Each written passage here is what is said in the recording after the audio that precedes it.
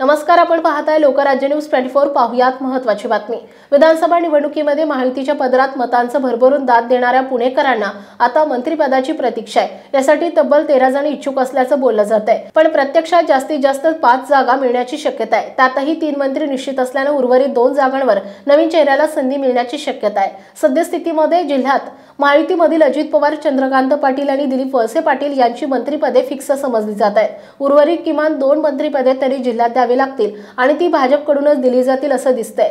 जिल्ह्यात विधानसभेच्या एकूण 21 जागा आहेत। त्यात पुणे शहर 6, उपनगर 2, पिंपरी चिंचवड 4 आणि पुणे ग्रामीण म्हणजे तालुक्यामध्ये 9 अशी विभागणी आहे। या जागांवर भाजपचे 9, राष्ट्रवादी काँग्रेस अजित पवार पक्षाचे 8, शिवसेना एकनाथ शिंदे पक्षाचे 1 असे एकूण 18 आमदार महायुतीचे आहेत। महाविकास आघाडीमध्ये राष्ट्रवादी काँग्रेस शरद पवार पक्षाचे 1, शिवसेना उद्धव ठाकरे पक्षाचे 1 असे फक्त 2 आमदार आहेत। अपक्ष 1 आमदार आहे। यातील 1 अपक्ष आमदारानं शिंदे गटाला पाठिंबा जाहीर केलाय।